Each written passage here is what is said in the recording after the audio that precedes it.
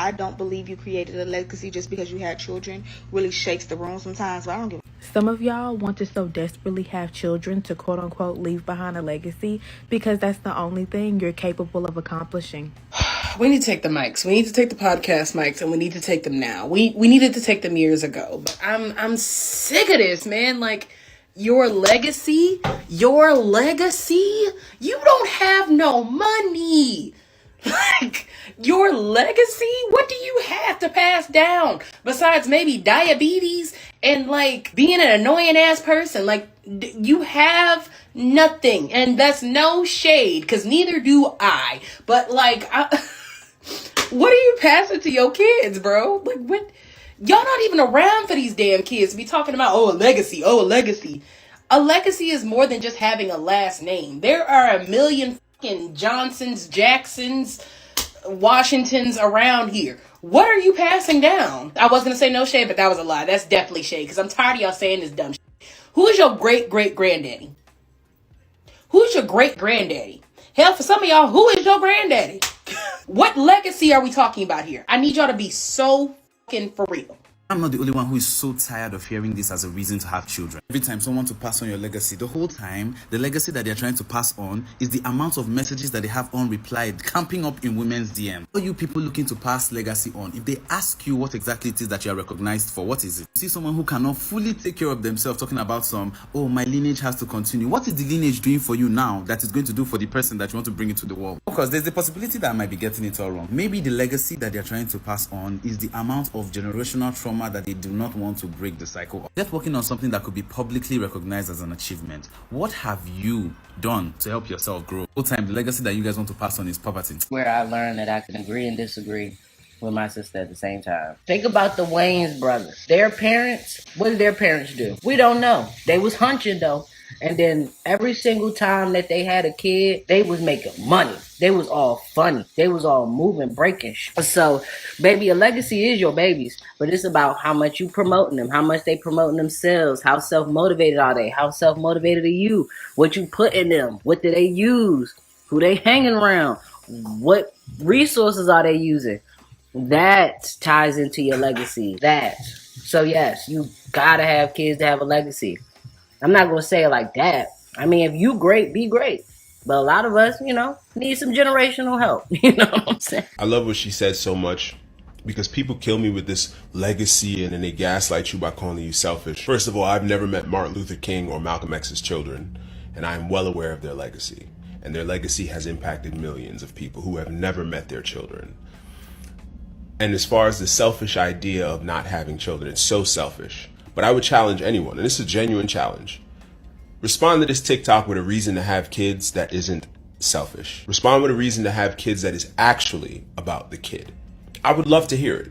Because in all my years of people telling me you just gotta have children, it's selfish not to have children, I have never heard a single reason for having children that has anything to do with the child. It is always about what the child is going to do for the parents or the world after they arrive. It is never about the person before they're here. Women's legacies aren't carried on.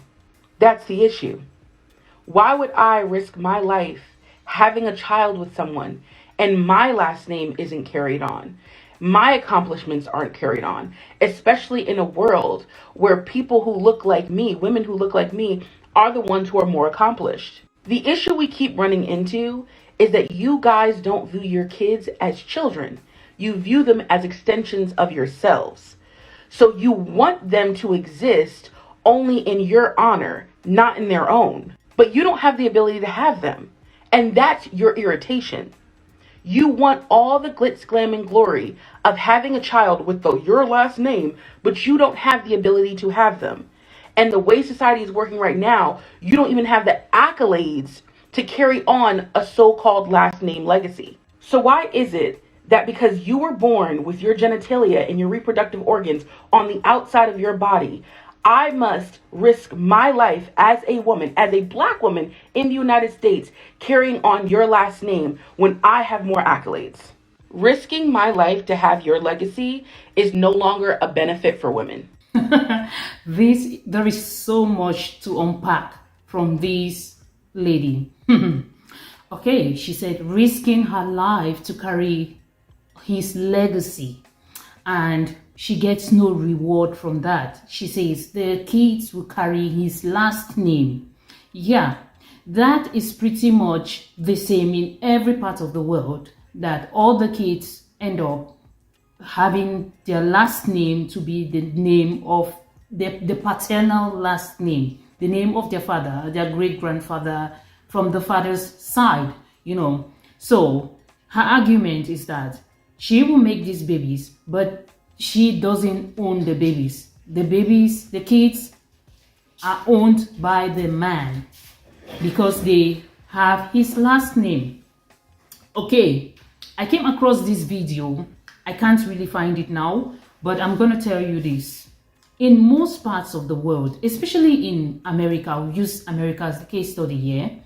In America, most of the black women, because she kept repeating, like saying that, probing that she is, as a black woman, you know, as a black woman in America, they are free to have multiple babies with multiple men. Most of them are baby mamas.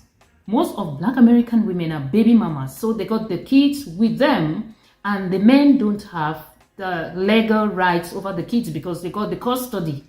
And most of the time, the men are incarcerated, they're in prison, or they're not capable to be with them. They just had the babies with them. They are just the baby mamas. So what is she really talking about here? Because the demographics and the research and the statistics on this shows that most of the kids are with their mothers in America, especially the black women. The black kids are with their mothers. So what is she really talking about here? Because if she's got the custody, according to the law, legally, she can change the kid's name to her name because she is not legally married to the father of her kid.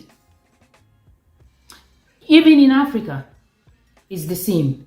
If you're not legally married to a man, the kid can bear your father's name or your name, whatever name you want to put on the kid's birth certificate remains the kid's name. So you as the mother got all the exclusive rights to name your kid. So I don't understand this. And then there is another argument to this, that most of the kids, as the women claim that women don't own the kids because the kids bear the man's name. They bear the man's name, the man's surname. So they don't own the kids. What do they mean by they don't own the kids? What?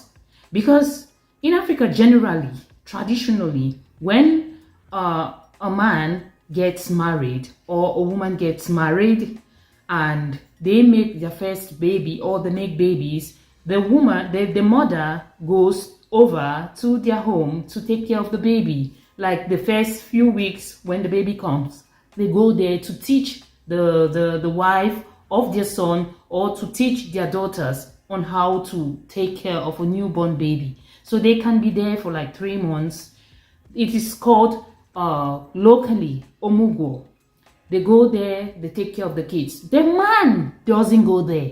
And you know what? In most homes, most of the sons of these mothers who are rich or wealthy, the mothers have their claws on them. They control the men. They control their sons. So now let's talk about who owns these kids.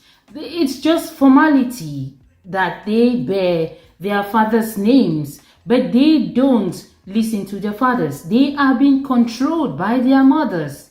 And I see it everywhere, in Latin America, in Asia, in America, yeah, I see it. The mothers control their sons, they control their wealth. Most of the boys consult their moms. And it's even worse when the kid comes from a single mother's home, a single mom's home. Normally, the kids will listen to their moms, of course. So the moms are the ones running the homes of their sons.